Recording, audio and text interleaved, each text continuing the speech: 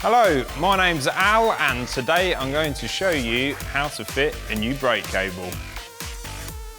If you find that your brakes no longer have the light action that they once had, it's probably down to some contamination or corrosion of the brake cable. Here we'll show you how to replace it. It's dead easy and you don't need many tools at all. Here's a quick rundown of what you need.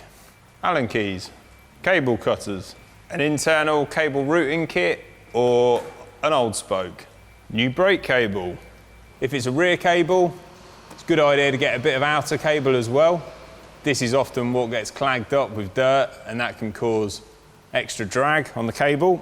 Today we've got the bike mounted the wrong way around in the stand so you can see more easily what's going on. We're going to be working on the rear brake as that's the trickier of the two to replace the cable in.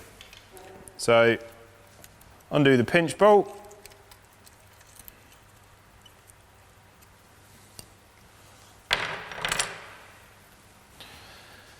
We're replacing the inner cable and we're also going to replace this little bit of outer casing as well.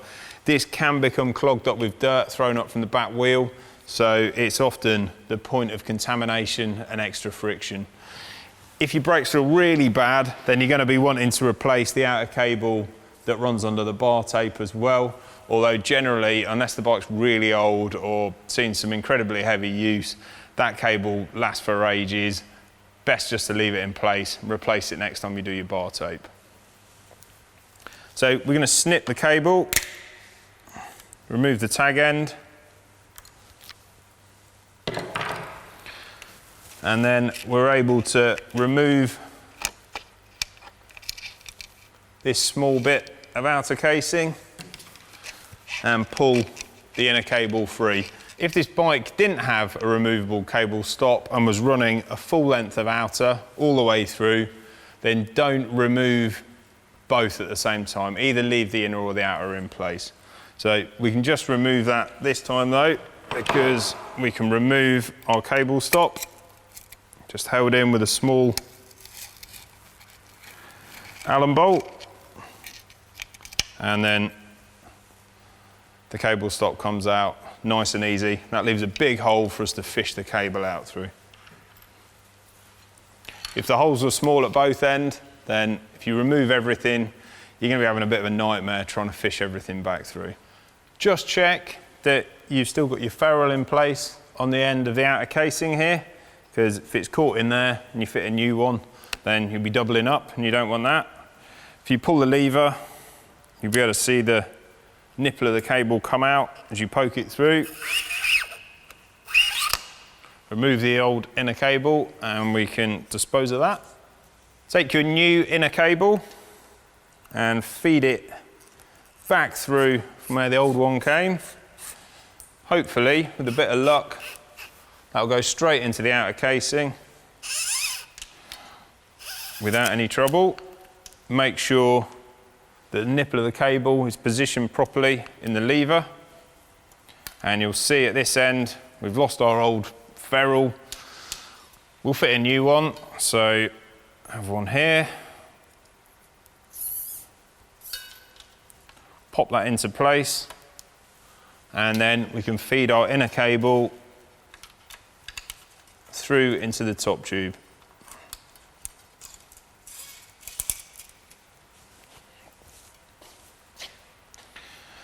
With the cable in the top tube, we just need to fish it out with the J-bend spoke.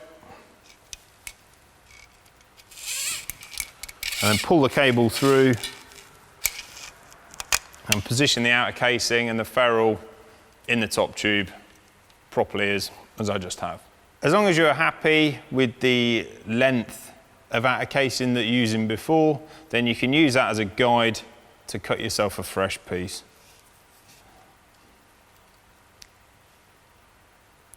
Make sure you're using some decent cable cutters. That'll give a clean cut. If you've got any sharp ends, you can just trim those out the way as required to leave a good finish to the end of the cable.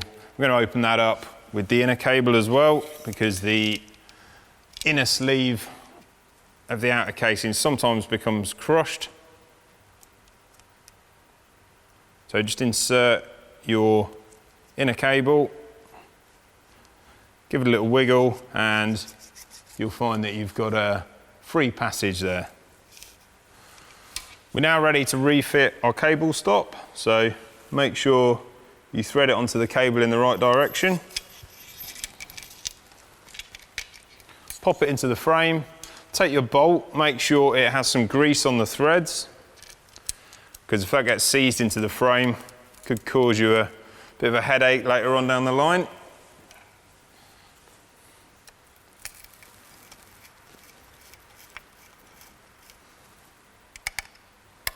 And we're just nipping the bolt up, doesn't need to be super tight. Now we're ready to fit our fresh piece of outer casing and our ferrule. Always make sure there's a ferrule in place. The rule is, with any brakes and gears as well, if the ferrule fits, then you should use it. So for instance, at the brake, the outer casing fits in tight without a ferrule at all. So we don't need a ferrule at that end. If you don't use a ferrule at the frame, then there is a danger that the outer casing will pull through its cable stop, and that would mean that the brake would lose any power at all.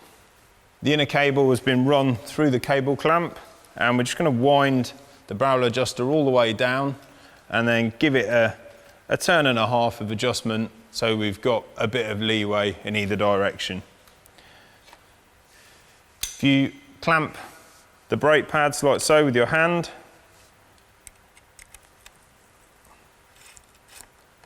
then we can secure the cable.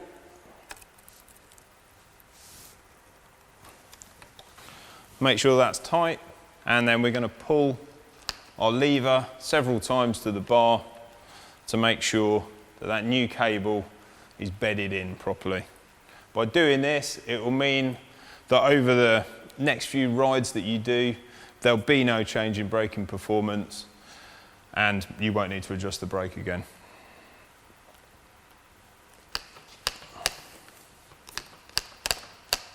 Once you're happy that that's bedded in, we're going to match the bite point to that of the front lever. So need a tiny bit more tension. If you need a lot more tension, then you're going to need to pull some more cable through, because you don't want the barrel adjuster hanging halfway out of the brake. So they're both biting evenly, feels great. Finally, we're going to trim the tag end of the cable and fit a cable crimp.